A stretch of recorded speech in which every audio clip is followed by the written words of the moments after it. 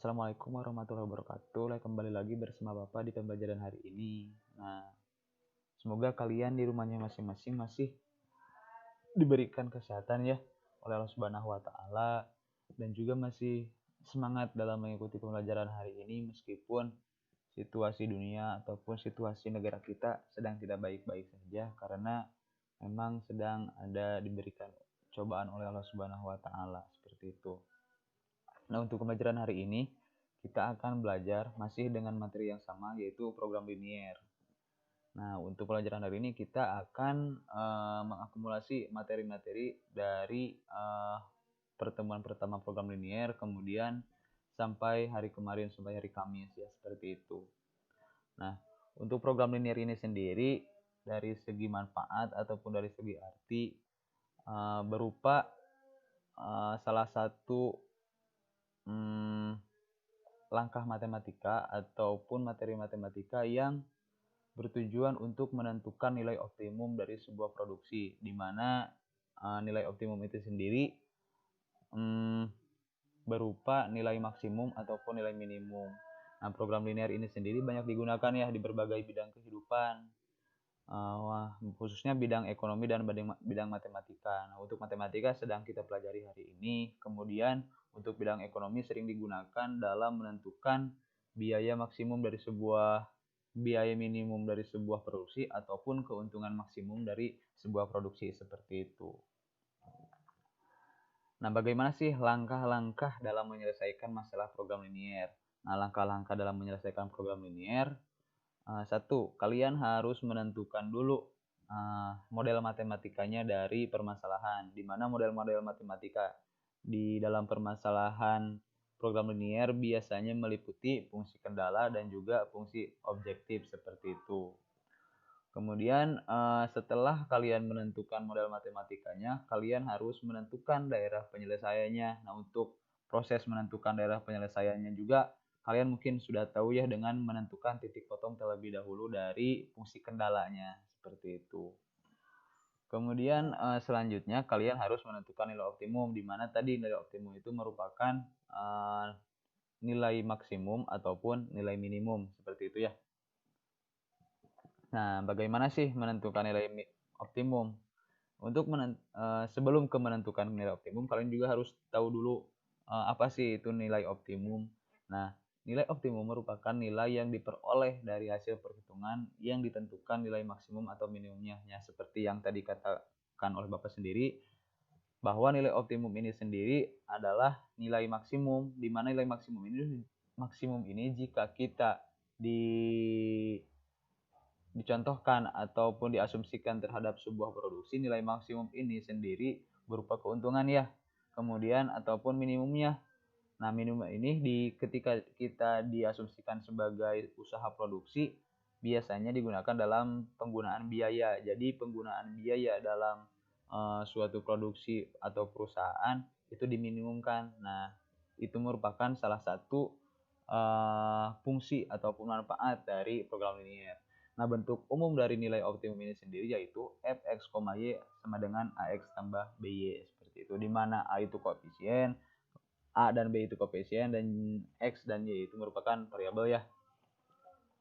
Kemudian setelah kalian mengetahui pengertiannya, nah kalian juga harus tahu metode-metode dalam menentukan nilai optimum. Nah, di mana kemarin juga kita sudah belajar ya tentang satu metode uji titik pojok, di mana uji titik pojok ini adalah suatu metode dengan mensubstitusikan titik-titik pojok pada suatu daerah himpunan penyelesaian ke fungsi tujuannya. Jadi nanti setelah kalian menentukan DHP-nya atau daerah himpunan penyelesaiannya, nanti kan ada titik-titik pojoknya. Kemudian titik-titik pojok itu kalian substitusikan terhadap fungsi tujuannya atau fungsi objektif seperti itu. Kemudian yang kedua selain uji titik pojok yaitu menggunakan uji garis selidik. Nah, pada dasarnya metode garis selidik dilakukan dengan cara menggeser garis secara sejajar ke arah kiri atau kanan atau atas ataupun bawah ya, sampai garis tersebut memotong titik-titik atau sampai terkena titik-titik potong titik-titik pojok dari sebuah daerah himpunan penyelesaian seperti itu. Nah, langkah-langkah metode uji pojok ya. Tadi kan kita sudah mengetahui pengertiannya, sekarang kita belajar tentang langkah-langkah metode uji titik pojok, di mana uji titik pojok ini sendiri diawali dengan memodelkan matematikanya, kemudian menentukan daerah himpunannya dan titik pojoknya. Setelah itu, kalian substitusikan setiap titik pojok ke dalam fungsi objektif. Selain uji titik pojok ya, kalian juga harus mengetahui langkah-langkah metode garis lidik. Nah, bagaimana sih langkah-langkah metode garis lidik? Nah, langkah-langkah metode garis lidik itu sama dengan awalnya, sama dengan uji titik pojok, yaitu kalian harus menentukan model matematikanya dulu, kemudian kalian harus menentukan daerah himpunan penyelesaiannya, kemudian kalian harus menentukan persamaan garis lidiknya. Nah, di mana persamaan garis lidik ini merupakan bentuk persamaan dari fungsi objektifnya. Nah, di mana kan fungsi objektifnya sendiri tadi bentuk umumnya fx, y sama dengan ax tambah by. Kemudian kita rubah ke dalam bentuk ax tambah by sama dengan k, di mana k ini merupakan kelipatan atau KPK dari koefisien ya, dari koefisien a dan b ya, seperti itu. Nah, ataupun agar lebih sederhana dalam perhitungannya, kalian gunakan saja formula ax tambah by sama dengan ab, seperti itu. Kemudian untuk menentukan titik optimumnya, kalian harus menarik garis sejajar ya dengan garis selediknya. Jika A-nya positif dan B-nya positif, kalian menggesernya ke arah kanan ataupun atas, seperti itu ya. Jika si A-nya negatif ataupun B-nya negatif, maka berlaku sebaliknya. Jadi kalian harus tarik ke kiri bawah, seperti itu. Nah, mungkin untuk lebih jelasnya kalian cermati dulu contoh atau permasalahan yang Bapak berikan. Nah, di sini saya akan bacakan ya. Seorang tukang roti mempunyai bahan A, B, dan C masing-masing sebanyak 160 kg, 110 kg, dan 150 kg. Roti 1 memerlukan 2 kg bahan A, 1 kg bahan B, dan 1 kg bahan C. Roti 2 memerlukan 1 kg bahan A, 2 kg bahan B, dan 3 kg bahan C. Nah, sebuah roti 1 dijual dengan harga 30.000, kemudian roti yang jenis 2 dijual dengan harga 50.000. Nah, jadi yang ditanyakan itu pendapatan maksimum yang diperolehnya, seperti itu. Nah, arti penyelesaian, kalian harus memisalkan variabel-variabel kendalanya ya. Nah, kita misalkan X sebagai jenis roti 1, kemudian Y sebagai jenis roti 2, seperti itu. Nah, jika kita modelkan atau dalam bentuk tabel, maka hasilnya seperti ini ya. Roti jenis A dibuat oleh 2 kg bahan A, 1 kg bahan B, dan juga 1 kg bahan C dengan harga jual 30.000. Kemudian roti jenis B dibuat dari 1 kg bahan A, 2 kg bahan B, 3 kg bahan C. Di mana bahan A ini kurang dari sama dengan 160 kg. Kemudian bahan B ini kesediaannya atau tersedia 110 kg. Kemudian bahan C persediaannya itu 150 kg. Ya, yang ditanyakan itu harga jual atau nilai maksimum ataupun pendapatan maksimum dari hasil penjualan roti, seperti itu. Kemudian setelah kalian menentukan tabel, kemudian setelah menentukan variabel-variabelnya, kalian menentukan ke dalam model matematikanya, seperti itu ya. Nah, satu mungkin ada fungsi kendalanya. Nah, fungsi kendalanya ini ada 2x tambah y kurang dari sama dengan 160 kg. Kemudian x tambah 2y kurang dari sama dengan 110. Kemudian x tambah 3y kurang dari sama dengan 150. Jangan lupa mungkin ini kan kejadian nyata dan tidak mungkin negatif, seperti itu. Maka untuk koordinat x-nya positif, kemudian juga y-nya juga positif, seperti itu. Nah, kemudian kalian harus menentukan setelah fungsi kendala itu, menentukan fungsi tujuannya. Di mana fungsi tujuan dari permasalahan di atas merupakan fx, y sama dengan 30.000 x tambah 50.000 y, seperti itu. Kemudian kan setelah kalian menentukan model matematikanya, kalian harus menentukan daerah himpunannya ya. Nah, sebelum kita menentukan ke daerah himpunannya, kalian harus mengetahui titik-titik potong yang dilalui oleh garis garis pertidaksamaan tersebut. Nah, untuk menentukan garis atau titik potongnya, kalian harus menentukan memisalkan ataupun mengasumsikan nilai x-nya sama dengan 0, maka y-nya berapa? Nah, kalau di sini kan jika x-nya sama dengan 0, maka y-nya 160. Kemudian jika x-nya atau jika y-nya sama dengan 0, maka x-nya itu 80. Jadi koordinat untuk garis 2x tambah y kurang dari sama dengan 160 itu adalah 0,160 dan juga 80,0. Kemudian untuk x tambah 2y kurang dari sama dengan 110. Nah, jika x-nya 0, maka y-nya 55. Kemudian jika y-nya 0, maka x-nya itu 110. Nah, jadi untuk koordinat dari garis ataupun titik yang dilalui oleh garis x tambah 2y kurang dari sama dengan 110 itu adalah 0,55 dan juga 110,0. Nah, untuk x tambah 3y kurang sama dengan 160 juga sama ya, seperti langkah-langkah sebelumnya. Nah, seperti itu. Nah, itu hasilnya dari untuk x tambah 3y kurang dari sama dengan 160. Jadi garis yang dilaluinya adalah 0,50 dan juga 150,0, seperti itu. Nah, setelah itu kalian harus menggambar grafik fungsi dari pertidaksamaan. Nah, jika digambar, nah hasilnya akan seperti ini ya. Dari gambar ataupun pertidaksamaan yang tadi kita ketahui, hasilnya seperti ini. Nah, setelah itu kalian harus menentukan daerah penyelesaiannya. Kan kita tidak tahu itu mengarah ataupun daerah penyelesaiannya seperti apa. Nah, untuk menentukan daerah penyelesaian, kalian gunakan titik uji 0,0 ya.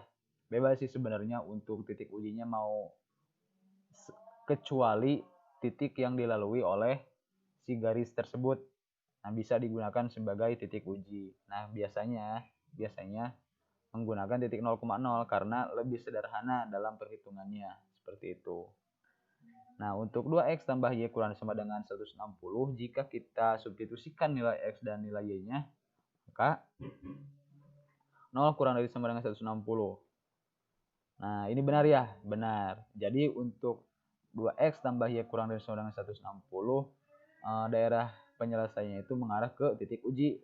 Sementara titik ujinya itu 0,0. Kemudian untuk x tambah 3y kurang dari sama dengan 160, ini juga sama ya. 0 kurang dari sama dengan 160, hasilnya juga pasti benar. Seperti itu. Jadi mengarah kepada titik 0,0 untuk daerah penyelesaiannya. Kemudian yang ketiga, x tambah 2y kurang dari sama dengan 110. Ini juga sama ya, benar. 0 kurang dari sama dengan 110. Jadi untuk garis x tambah 2y kurang dari sama dengan 110 juga daerah penyelesaiannya mengarah ke titik 0,0. Nah, jangan lupa juga ada pembatas lain untuk kan ini berada dalam koordinat x positif dan juga y positif. Maka daerah himpunan penyelesaiannya itu adalah, nah itu ya yang berwarna kuning seperti itu. Untuk daerah penyelesaian dari pertidaksamaan yang kita ketahui tadi. Nah, selanjutnya setelah kalian menentukan daerah penyelesaiannya tadi, selanjutnya langkah yang ketiga itu menentukan nilai optimum. Nah, di mana untuk menentukan nilai optimum ada dua metode ya. Yang pertama uji titik pojok, yang kedua metode garis lidik. Nah, tetapi sebelum kita ke metode tersebut, kalian harus menentukan dulu titik-titik pojoknya. Kan di sini ada A, B, C, D ya. A, B, C, D itu merupakan titik-titik pojok dari daerah himpunan penyelesaian yang kita ketahui tadi. Seperti itu. Nah, untuk A kan nilainya sudah diketahui 80,0. Kemudian juga untuk titik D 0,50 sudah diketahuinya. Tetapi kan kita belum mengetahui titik B-nya itu berapa, kemudian titik C-nya itu juga berapa. Nah, titik B merupakan titik perpotongan kedua pertidaksamaan ya. Jadi untuk titik B ini merupakan perpotongan dari pertidaksamaan 2x tambah y kurang dari sama dengan 160 dan juga pertidaksamaan x tambah y kurang dari sama dengan 110. Nah, setelah kalian mengetahui garis yang dilalui oleh titik tersebut, nah kemudian gunakanlah metode eliminasi dan substitusi pada kedua pertidaksamaan tersebut. Nah, dari hasil metode eliminasi dan substitusi didapatlah untuk nilai B ini ataupun titik koordinat nilai B ini yaitu 70,20 ya. Coba buktikan di rumahnya masing-masing ya. Takutnya ada yang salah seperti itu. Kemudian untuk nilai C juga sama langkah-langkahnya seperti menentukan titik B ya, seperti titik koordinat B. Kalian harus menggunakan metode eliminasi dan substitusi, tapi jangan lupa dua garis yang memotongnya itu ataupun titik potongnya ini garis yang mana. Kan di sini kan untuk titik C itu dilalui oleh garis X tambah 3Y kurang dari sama dengan 150 dan juga X tambah Y kurang dari sama dengan 110. Nah, itu titik C itu merupakan perpotongan kedua garis tersebut. Nah, jadi jangan salah nanti untuk metode eliminasi dan substitusinya itu menggunakan garis yang melalui titik potong tersebut ya, seperti itu. Jadi untuk nilai C ketika sudah menggunakan metode eliminasi dan substitusi hasilnya itu 30,40. Nah, untuk B 70,20 dan juga untuk C yaitu 30,40. Nah, setelah kalian tadi kan titik-titik pojoknya kalian sudah mengetahuinya. Setelah itu kalian harus menentukan nilai optimumnya ya. Nilai optimumnya tadi menggunakan uji titik pojok ataupun menggunakan garis lidi. Kita menggunakan cara yang pertama dulu, yaitu menggunakan cara uji titik pojok. Caranya dengan mensubstitusikan titik-titik pojok ke dalam fungsi objektif. Nilai terbesar merupakan nilai maksimum dan nilai terkecil adalah nilai minimum. Seperti itu. Tadi kan untuk fungsi objektifnya yaitu fx, y sama dengan 30.000x dan tambah 50.000y. Nah, untuk titik pojok yang pertama kan ada di titik 0,0 ya. Nah, jika kita substitusikan maka hasilnya sama dengan 0, seperti itu. Kemudian untuk titik pojok yang kedua itu F dalam kurung 80,0 ya. Jika kita substitusikan nilai 80,0 ini ke dalam fungsi objektif, maka 30.000 kali 80 tambah 50.000 kali 0 sama dengan 2.400.000. Kemudian titik koordinat yang ketiga yaitu 0,50. Kemudian kita substitusikan ke fungsi objektifnya, hasilnya 2.500.000. Kemudian yang keempat itu titik koordinatnya 70,20. Kemudian kita substitusikan ke fungsi objektifnya, hasilnya 3.100.000. Kemudian yang terakhir yaitu koordinatnya 30,40, kemudian kita substitusikan ke fungsi objektifnya, hasilnya 2.900.000. Nah, jadi keuntungan maksimum pembuatan roti adalah ketika roti jenis 1 diproduksi sebanyak 70 buah dan roti jenis 2 diproduksi sebanyak 20 buah. Nah, jadi keuntungan maksimumnya itu adalah 3.100.000 seperti itu. Itu kan merupakan menentukan nilai optimum menggunakan uji titik pojok. Jadi kan ada dua cara ya. Kemudian kita uji coba juga ataupun kita sesuaikan dengan metode yang lain ataupun menggunakan metode uji garis lidik. Tadi kan untuk uji garis lidik untuk menentukannya kalian harus menentukan dulu dari bentuk fungsi objektifnya ke bentuk AX tambah HBY sama dengan K, seperti itu ya. Ini merupakan fungsi objektifnya. Kalian bisa sederhanakan agar lebih mudah dalam pengoperasiannya. AX tambah B sama dengan K, 3X tambah 5Y sama dengan 60. Nah, kenapa 60? Karena K ini tadi kan merupakan KPK dari agar lebih, sebenarnya K ini bebas ya, bebas merupakan bilangan real, bebas berapa saja, tetapi lebih mudah ataupun lebih mudah dalam pengoperasiannya, kalian menggunakan KPK dari A dan B-nya atau koefisiennya. 60 kan faktor dari 60 ada 3 dan 5. Jadi kalian bisa menggunakan nilai 60 seperti itu. Kemudian tentukan titik potong. Hasilnya untuk jika X sama dengan 0, maka Y-nya 12 ya. Kemudian jika Y-nya sama dengan 0, maka X-nya itu 20. Jadi untuk titik atau garis yang melalui titiknya yaitu 0,12 dan juga 20,0 seperti itu untuk garis selidiknya.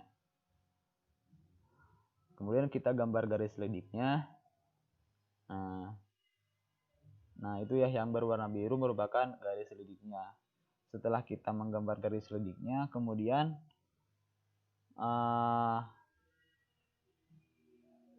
langkah selanjutnya kalian harus menggesernya ya, menggesernya ke arah titik-titik pojoknya.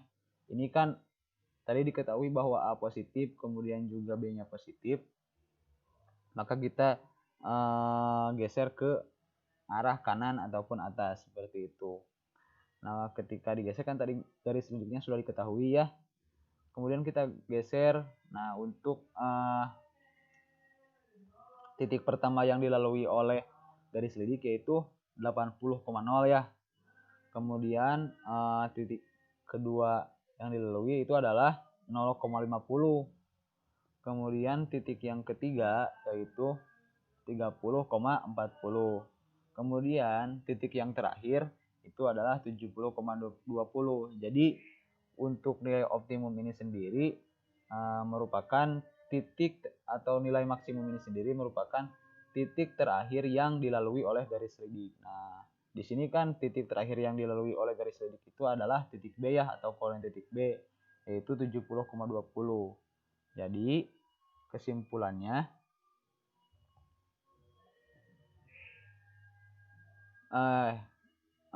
jadi setelah itu kita masukkan titik optimumnya, titik optimum koordinat titik B ke fungsi objektifnya. Nah setelah kita substitusikan, hasilnya menjadi 3.100.000 ya. Nah jadi kesimpulannya sama seperti uji titik pojok, yaitu keuntungan maksimumnya ketika menjual roti 70 buah dan roti jenis 70 buah dan juga roti jenis 2 itu sebanyak 20 buah dengan keuntungan maksimum 3.100.000. Nah, jadi terbukti ya ketika kita menggunakan uji titik pojok kemudian juga menggunakan uji garis selidik hasilnya sama. Jadi terbukti bahwa garis selidik ini juga sesuai dengan garis ataupun uji titik pojok seperti itu. Nah mungkin cukup sekian ya pembelajaran hari ini.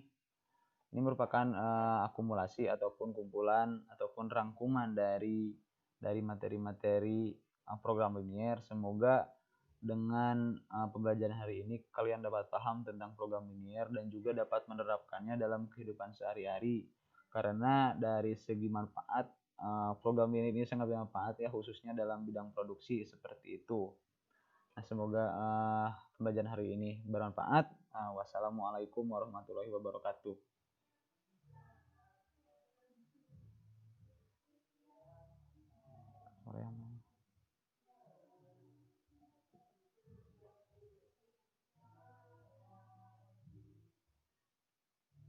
Drew, guys, kumaha Drew?